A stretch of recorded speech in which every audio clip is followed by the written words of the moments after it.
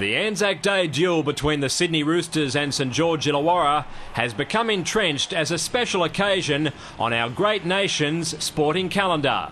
And this edition of the rivalry was even more significant because it was also the first time that it had doubled as a grand final rematch. Persistent rain had fallen for most of the day, but fortunately it stopped by kick-off time and allowed the ceremonial side of the afternoon to take place unobstructed.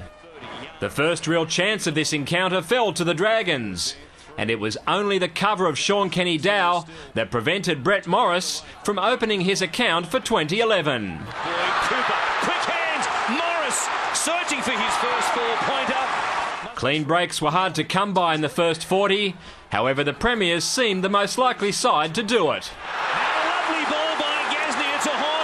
He comes to Minicello. After putting Hornby through on that occasion, Mark Gasnier found himself in the right spot to collect the dregs from a Jamie Soward searcher. A chance for Nightingale up against Carney. Carney lost the ball.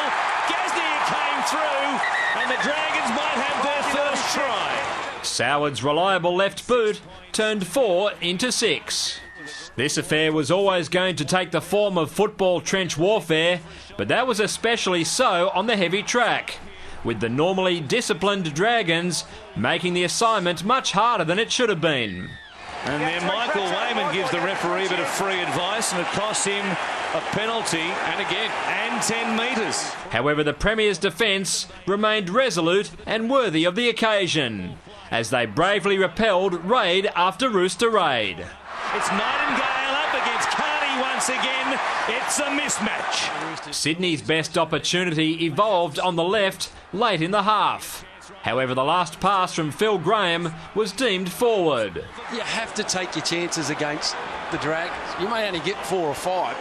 The Tricolours remained trialless and retreated to the sheds on the wrong end of a 6-0 scoreline.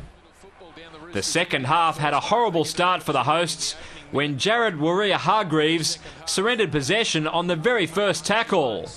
And that invited St George Illawarra to have another shot at their try line. But now he flips it out the back to Gasnier, stepping, coming with him is Darius Boyd. He goes and scores for the Dragons. Brian Smith's side simply had to be the next to score. And with just under half an hour left, Justin Carney atoned for some earlier errors. Give it to Anasta, good hands by the 5'8". Graham to Carney, reaching out to plant it down, and they might have finally got there. Well, it's game on. The Roosters seemed re-energised by that. However, they couldn't counter the lethal left side combination of Cooper and Morris. Got a great ball from Cray. He links up with Morris. The drought has been broken.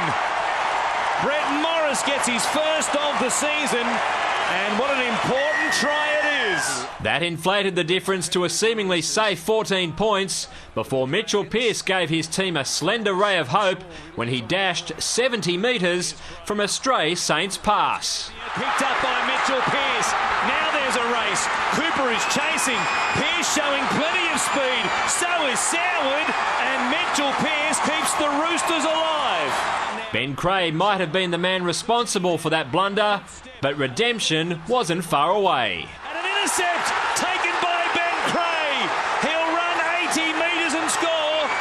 Kennedy is chasing, but he won't get to him, and the Dragons win again on Anzac Day. That capped off a terrific tussle between the 2010 grand finalists, won by Wayne Bennett's boys 24-10 before an SFS crowd of more than 35,000. Last year's Clive Churchill medalist Darius Boyd received the Spirit of Anzac medal as player of the match, and then joined his satisfied teammates as they put their hands on yet another piece of silverware in the shape of the esteemed Anzac Cup. David Rowlands, Big Pond Sport.